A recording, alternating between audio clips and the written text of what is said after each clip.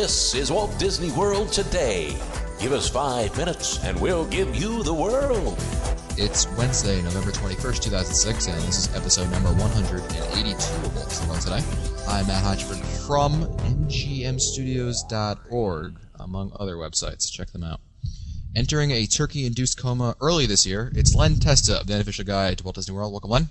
I'll be deep frying again this year, Matt, as always. So look for a cloud of black smoke in the Summerfield, North Carolina area. You'll know the turkey's done then. Mike Newell is here, where he broadcasts Mouse World Radio from the back of his pickup truck RV. Welcome, Mike. We're hiding this year. And the man knows. And creating artificial demand for pineapple-flavored ice cream for years, it's Mike Scopa of MousePlanet.com. Welcome, Mike. Let me start at the beginning. Oh, the winds of change. Ah, change is good. Asante san, a squash banana. We ni kumi mi apana. It is time. No idea. It's Wednesday, and we're answering listener questions from Sturgis to Steubenville. And Sturgis is stupid. Have you ever been to Sturgis? I've been. Where, Sturgis in Michigan? Sturgis, South Dakota. South Dakota. No, I missed the biker rally, you know. I got the leather chaps, but of course. you never know when they can come in handy. Well, actually, you do know when they come in handy. Yeah, but that's not appropriate for this show. That's our other podcast. Woo! Newell, get the explicit rating out. Where's that little bell sound, Newell? Ding! Thank you. Adam from Tennessee writes to us, with the Christmas, Advent, Hanukkah, other holiday season approaching, I thought it was a good question to ask on ways to get to and from religious services from the Walt Disney World area. Here is my specific case. My wife and I will be staying in Port Orleans the first week of February and would like to attend Sunday morning Catholic Mass without renting a car. I know that a long time ago, back when Mr. Scope was still a young lad, there was a Mass offered at the Polynesian, but apparently no longer. Are there any churches... But Jesus himself. The miracle of the loaves and fishes actually happened. Not a lot of people know this, but at the Spirit of Aloha review early in the morning. Are there any churches, Catholic or otherwise, walking distance from Disney without having to cross Interstate 4?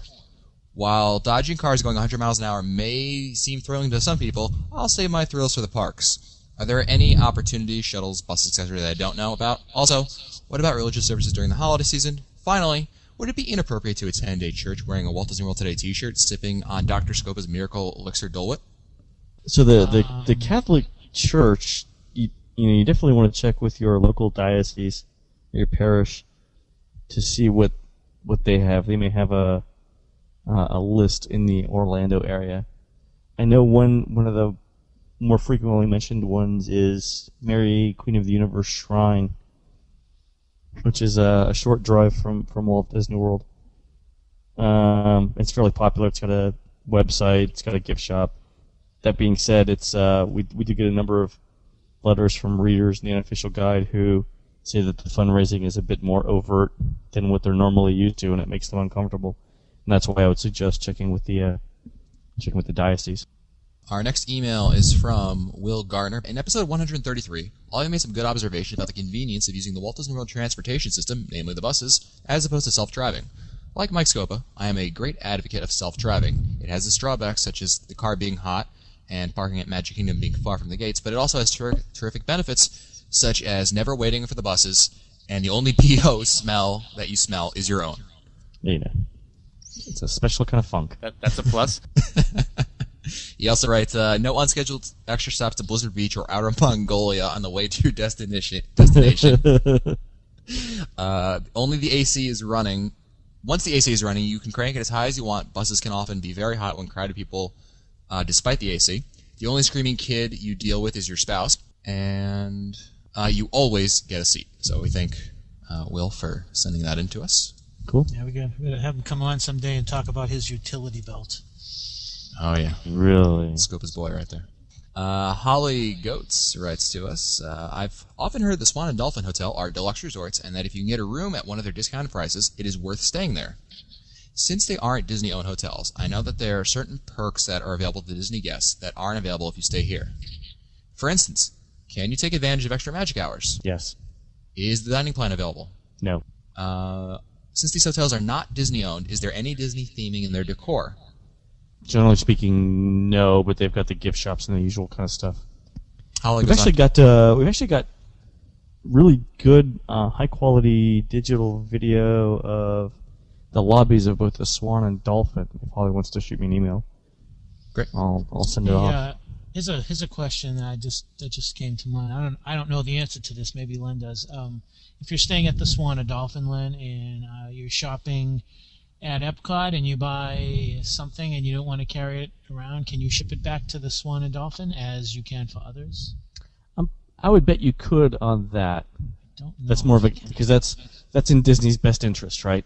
Yes. Whereas the food plan isn't really in their best interest. But what about Magical Express? Magical Express. That's a good question. I don't know off the top of my head, but maybe we can can't. Google that during the show. I think it does. I think it does. Holly continues to write, part of the reason that I love staying on property is because of the Disney theming in the hotels. I feel more immersed in the magic because of it. Thank you for your informative podcast. Our next email is from JG from Boston, who writes, I booked the Magic Your Way package with the free dining plan, but only got 2 one-day tickets. We have about 8 days left on old tickets from before Magic Your Way finger scan tickets. I'll have my girlfriend use leftover days from both of our leftover tickets. I'm going to Mouse Fest in December, so I'm going to get an annual pass. I know I can turn in 1 day, 1 park Magic Your Way tickets and use it against an annual pass. Can I use 2 against an annual pass? So instead of using 1 ticket and paying another $395, I'll use 2 and pay $328. Can I do that? Oh, that's a good question. I think they came up on a previous show, and our answer was we didn't know. Is it because sometimes we got a yes, sometimes we got a no, right? Conflicting answers from that. Judging by this email, he's from the IRS, so we might want to give him a good answer. I don't know. I thought there was a restriction that you could only use 1 ticket, but I could be wrong. I'm not sure. One ticket for prorating. Scopa, do you have any idea? My thought was that you just take the value of those and you just get a value, and you can use that credit towards the upgrading to another admission type. And I would think that would be the way to go. I don't see a problem being if you had 1, 2, or 3 unused tickets. You just bring them up to guest services and say, I have these. Yeah, I'd try like it. to turn them in. Yeah, what's the value of these? It's blah blah blah dollars. Okay, how much more do I have to give you to turn it into an annual pass? I'm sure they're not going to turn you away. Yeah, I think it'd be fine. Jay's got a quick question for Mike Scopa, who writes, also, I tried to book dinner at Le Cellier to get the Scopa special on October when I was down there. There's no seatings for lunch or dinner. I tried again on another day, and there were no seatings for dinner, so I booked a late lunch. Can I get the Scopa special for lunch? Yes, you can. It's just not going to be a 14-ouncer. It's probably going to be a 10-ouncer, although I would ask the server if you can get a larger cut. Mention my name, and you get escorted out. No. Really, you can at any time, be it lunch or whatever, you can ask if it's possible to have a larger cut. I'm sure that they're available, and you just have to ask. Next email is from Jay from Saco, Maine, who writes, my girlfriend and I are staying at Boardwalk Inn from December 14th to December 24th, which makes getting to Epcot MGM very convenient. We were wondering about the Disney transportation from Boardwalk Inn to Magic Kingdom, Animal Kingdom, and Downtown Disney. We have heard rumors that the transportation from Boardwalk Inn to these locations is not very efficient. We are not renting a car, so we were wondering the panel's opinion on the best ways to get these locations from Boardwalk. Just wait for the buses at the Boardwalk Inn, or is there another alternative? Great show. Magic Kingdom, Animal Kingdom, Downtown Disney. Yeah, just wait for the bus. Yeah, I would say don't think so. there's any. Yeah. Shouldn't be too bad. I can't think of anything else that would be a better option. No, there's nothing. Dave in New Jersey writes, Go Jets. Hi, guys. Yeah. Love your Not podcast. Not today, yeah, exactly. I'm a Disney Vacation Club member. I joined in the late 90s. Just curious, you guys regret never joining the Disney Vacation Club when it was selling in the $50 to $70 range? With all your trips, it sounds like you would have made perfect candidates for it. Well, obviously Mike Newell is bought it, so this is not a question for him. Yes, I is bought it. Yes, he is bought it. Although, Yeah, Good question. No, I mean, I get this question all the time, and the answer is no, because the way the unofficial guide... Well, first of all, Bob's a DVC member, and so he owns it, Old Key West. But for me, and my team, we never stay in the same hotel room 2 nights in a row. Because we have to... I mean, we have to use our money wisely to well, to stay one step ahead of the authorities, but also to like Saddam Hussein, to make sure that the missiles aren't targeted for too long, but also to to make sure that we're evaluating as many hotels as possible. So literally, everyone stays in a different hotel room every night, and so then it doesn't make much sense for us to do DVC. Scopa, what are your thoughts? Boy, this does hit home because I was, back then when it first started, I thought about it, and I never really saw the value. I think that, in retrospect, I still think I made the right decision because I do go down a lot, but most of my trips are solo, and I'm not going to. I wouldn't waste the points on going on my solo trips and pay that extra. It's like an extra mortgage, I guess. So I don't think I really would have made out. I mean, I think a lot of people have told me that the reason why they join DVC is that it gives them the chance to stay at a deluxe hotel down there, deluxe resort, and I've done that. I have elected not to do so the last year or so because I go down so much. So that's why I go to Scopa Towers. But I mean, I've been to Contemporary, and I've been to Polynesian, Animal Kingdom, you name it. But I don't know. I just don't think, personally, I don't think it's worth it for me. It's one of those deals where it has to be the individual who has to make that final decision. Good point.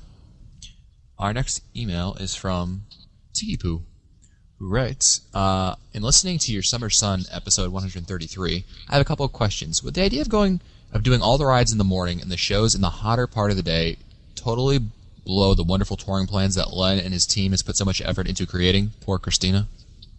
No, that's actually a pretty decent touring plan. If you notice what we do, we suggest things like that in our plan. So you'll start off in the morning with the bottleneck attractions or the headliners, and then in the middle part of the day you're doing things like, first of all, either taking a midday break or you're doing things like in the Magic Kingdom, Enchanted Tiki Room, Hall of Presidents, Liberty Bell, Riverboat, things that are relatively close, yep. And that usually don't have long waits at any part of the day. But during the middle part of the day, it gets you out of the sun if you're there during summer, and it gets you away from all the crowds because those things never fill up. Hall of Presidents is another thing you would do right there.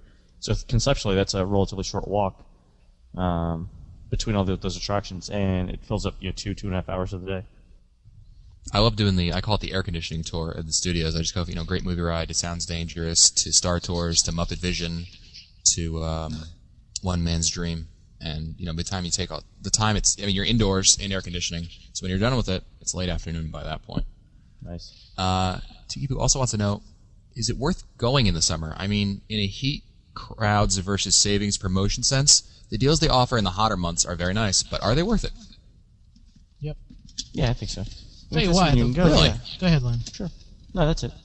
I was just going to say, first off, the parks are open for extended hours, so you're going to get more park accessibility during the summer months than you would during the other times of the year. Number two, more than likely, the attractions are going to be open and instead of being refurbished.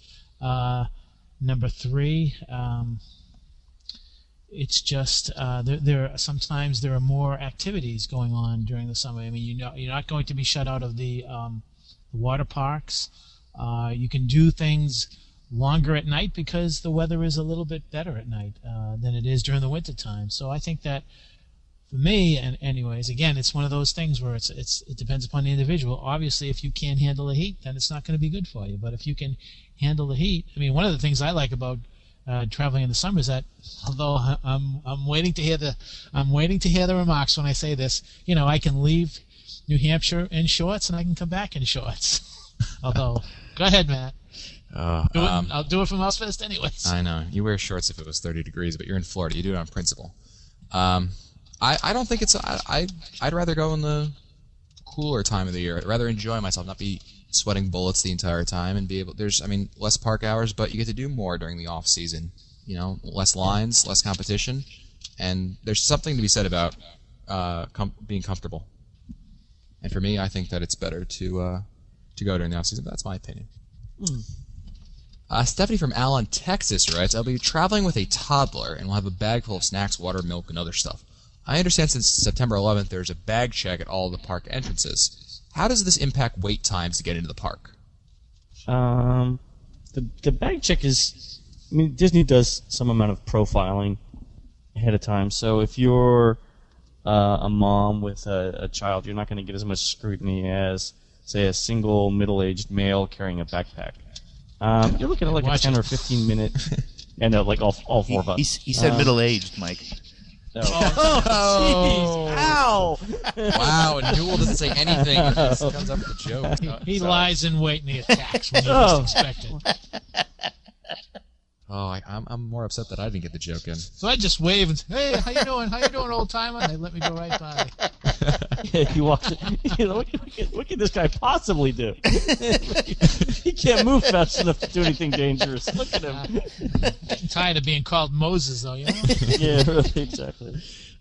This kind of goes in, Len, you were mentioning something, and Stephanie also wants to know how strict are the bag checkers on food and water items? Not at all. Not at I've all. seen people bring in individual ingredients for a Caesar salad.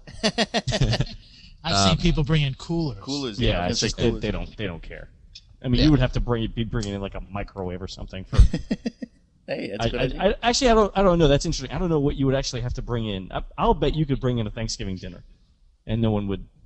Sounds like a listener challenge to me, Len. It may be. Tati on the phone, Len.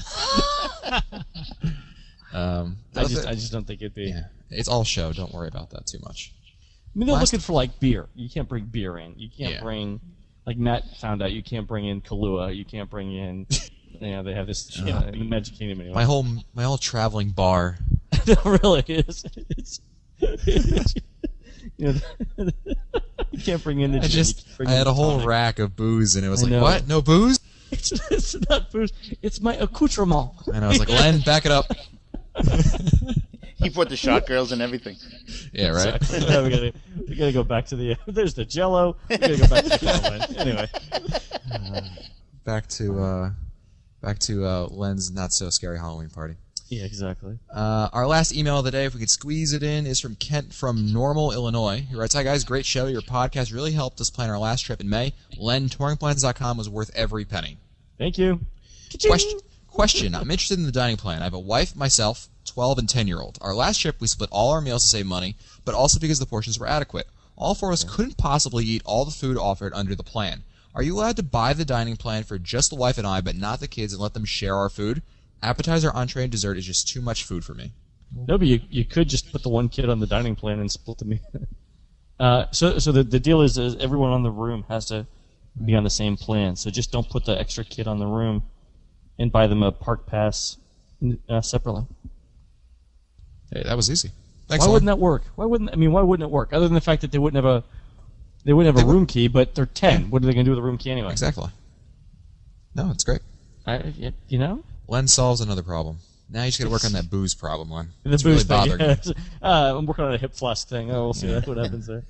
I'm a booze hound. I need to get my booze into the Magic Kingdom. Exactly. That's what people live.